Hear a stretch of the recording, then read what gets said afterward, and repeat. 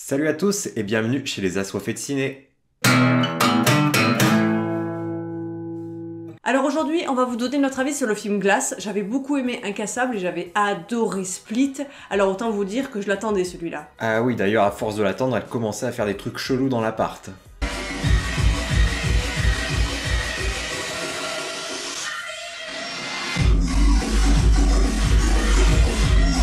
Glass est réalisé par M. Night Shyamalan, à qui l'on doit entre autres Sixième Sens, Le Village, et les deux volets précédents de Glass, qui sont Incassable et Split. Si vous voulez la filmographie entière du réalisateur, je vous invite à aller voir une vidéo à laquelle on a participé des 7 salopards, on met le lien en description. Glace, littéralement, ça veut dire verre. Alors ce verre, tu le vois à moitié vide ou à moitié plein?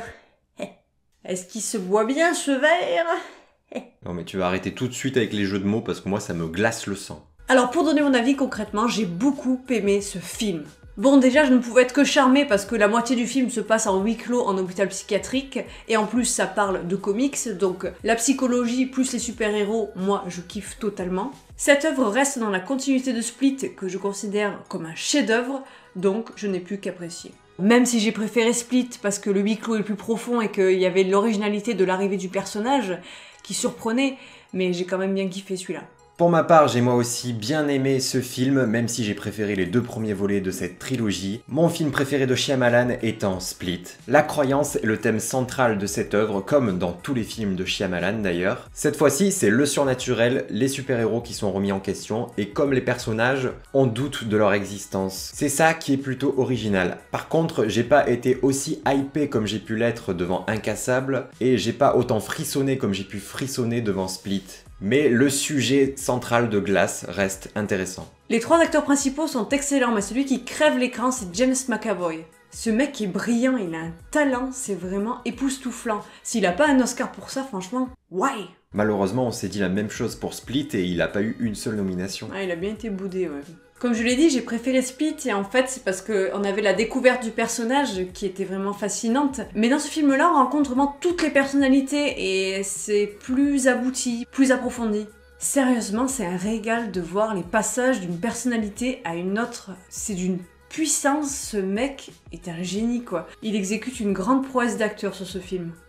Bruce Willis interprète très bien son rôle, j'ai lu des critiques qui le critiquaient, mais il interprète très bien ce personnage froid, c'est un bloc, il est incassable et rien ne peut l'atteindre en fait, parce qu'on peut pas blesser ce gars, et ça fait une parfaite opposition avec le personnage de Kevin qui lui est sensible et qui est brisé et qui est plein d'expressions, donc on a une belle dualité entre ces deux personnages.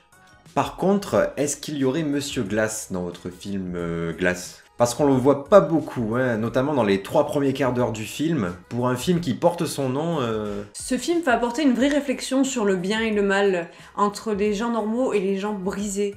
On va avoir un vrai questionnement sur ça, et on va presque avoir de la compassion pour des criminels. Ces personnages brisés, ils ont essayé de se reconstruire une réalité pour pouvoir y vivre. Surtout y survivre. Ils ont une perte totale de contact avec cette réalité et ils ne se rendent pas bien compte de leurs actes. Donc c'est pour ça qu'on a une certaine compassion et qu'on peut comprendre que c'est eux ou les autres, quoi. Ils doivent faire un choix. C'est ce qui fait d'eux des sortes d'anti-héros, pour qui on a de la compassion. Parce qu'au final, c'est un peu eux-mêmes qui veulent sauver. Tu vois, c'est bizarre comme réflexion, mais ça serait un peu comme le super-héros sauve quelqu'un. Ben lui, il va par exemple, Kevin, essayer de se sauver lui-même par ses personnalités, tu vois. Ouais. C'est ça qui est intéressant. Genre, et Glass aussi essaie de se sauver de ce destin tragique, quoi. C'est un peu... Ça porte à réflexion, c'est ça qui est intéressant.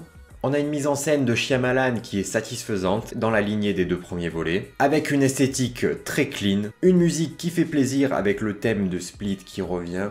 Non, le thème de Split, c'est vraiment un très bon thème. Il arrive à nous plonger dans une sorte d'ambiance d'étrangeté, de mystère et d'angoisse. Ça représente vraiment la pathologie mentale, je trouve. C'est quelque chose qui nous angoisse, qu'on ne comprend pas bien. C'est vraiment très bien fait ce thème, genre ça. Ouais, il est à la frontière entre l'horreur et le fantastique. Il est 1h du matin et les oiseaux chantent. Tout va bien dans ce monde. Cependant, nous n'entendons pas assez le thème d'Incassable et peut-être même pas du tout en fait.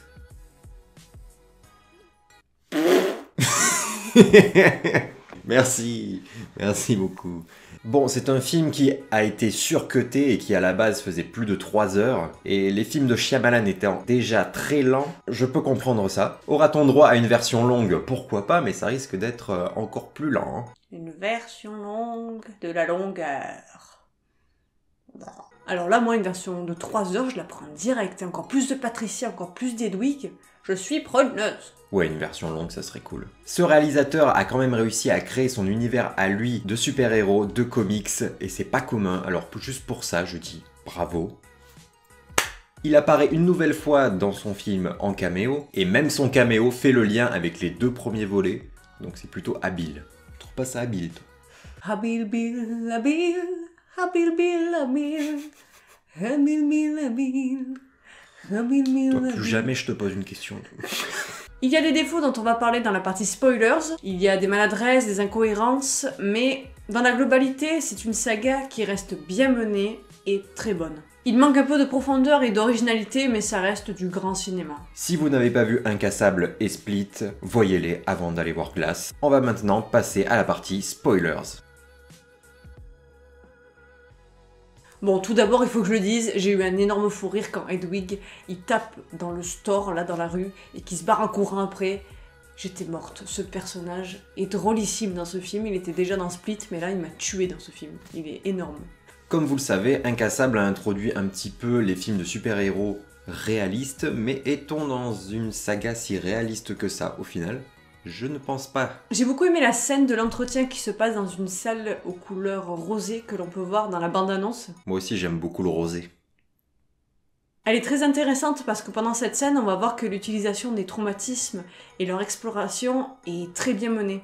Durant cette scène, on peut y voir toute la sensibilité de Kevin, tous des méfaits de son état dissociatif qui sont dus à des répétitions d'événements traumatiques quand il était enfant. En fait, il se met dans un état second pour survivre à son trauma et à l'insupportable. Et ce moment, il m'a vraiment touchée. On sent toute la détresse du personnage et j'ai adoré pour casser un petit peu cet effet dramatique. La réflexion d'Edwig qui fait une passation là, de personnalité et qui fait « Ouais, l'autre, il a pleuré sans deck !»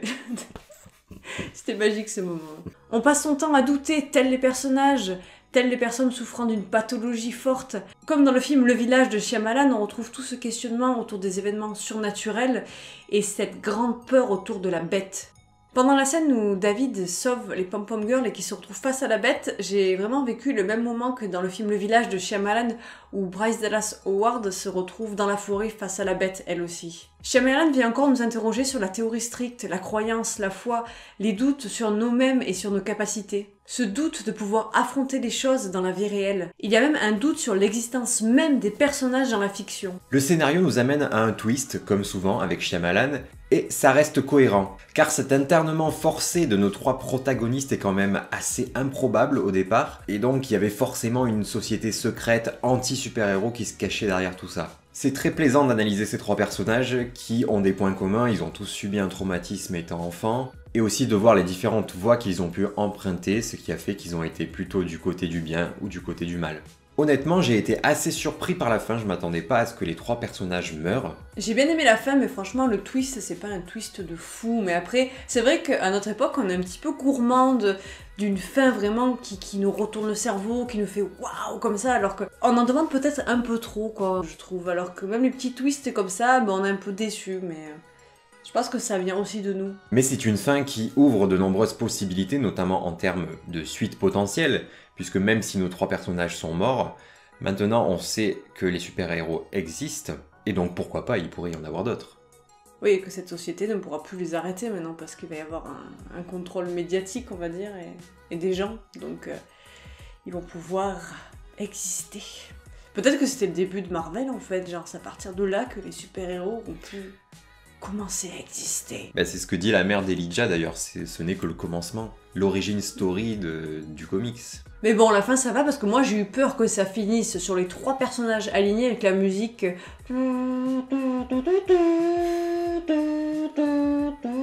Ah, je me suis dit parce que déjà, attends, Samuel L. Jackson, il est habitué à rassembler des super-héros dans une autre franchise, et là il refait pareil, le mec ne s'arrête plus. Genre, c'est le Frankenstein des super-héros, il les crée tous. Genre, c'est ça.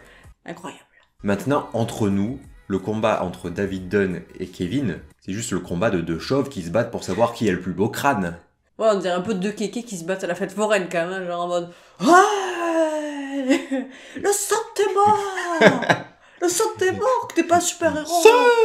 En Allez, vrai... à moi la peluche. La paluche. En vrai, tous les deux, ils sont juste jaloux de la coupe de cheveux d'Elijah. Ah ouais, j'avoue, putain, la jalousie. Magnifique. en même Quel est temps. ton super pouvoir? J'ai des super cheveux, la super touffe. Bon, la mort de David Dunn, pour un mec incassable, c'est quand même pas très badass, hein, de mourir dans une flaque. Non, mais c'est pas mal parce que ça montre vraiment que même les plus grands colosses ont leur talon d'Achille. Ils meurent de la façon dont on n'aurait pas imaginé, quoi. Parce qu'on sait qu'il craint l'eau, mais dans une flaque, c'est vraiment hard, quoi. Et c'est presque humiliant, en fait. D'ailleurs, j'ai émis une hypothèse pendant le film, puisque David Dunn craint l'eau. Est-ce que, en fait, Signe, ça ferait pas aussi partie de cette saga et ce serait un extraterrestre? En fait, pendant la scène où il se fait noyer comme ça, tu sens trop que c'est Shyamalan qui lui a pris la tête, qui a fait « Tu vois, l'eau, c'est dangereux, vous vous foutez de ma gueule pour Signe, c'est dangereux, non, on peut se noyer dedans !» Mais dans tous ces films, les personnages, ils ont peur de l'eau. Il y a un délire avec ça, je sais pas. À la fin de sa filmographie, on va apprendre que tous ces films, en fait, font partie du même univers. Alors, Shyamalan, on a peur de mouiller?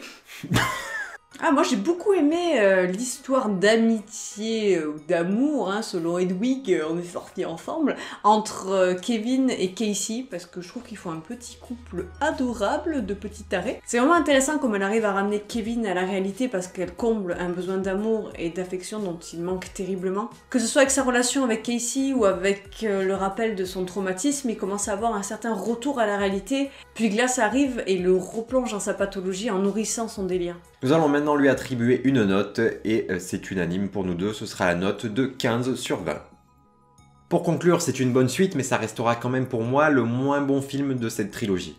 Oui, voilà, c'est une bonne trilogie, mais dans l'ordre, je mettrai Split, Incassable et Glass. Et juste un petit coup de gueule quand le film finit, les gens. Quand le film il vous plaît pas, vous n'êtes pas obligé de faire... Voilà, parce qu'il y a quelqu'un qui a fait ça pour dire « Ce film ne m'a pas plu et je souhaite le partager aux autres spectateurs. » On s'en fout. On n'y va pas. On n'a qu'à se cacher sous les draps. On commandera des pizzas. Toi, la télé et moi. Je vais faire une dépression. Non, mais si vous voulez voir des gens chiants qui critiquent des films à tout va, allez sur YouTube, on n'a pas besoin de voir vos gueules. Il y a assez de gens chiants sur YouTube qui critiquent des films. Nous, donc arrêtez. Vous nous volez notre travail en plus. Parce que ça va plus vite. Qu'est-ce que t'en penses? Voilà, on se fait chier à cliquer sur YouTube. Mince. Voilà, c'est tout. Ça va bien de finir sur une note négative, donc on va remettre un peu de danse, je pense, ça va... Ouais.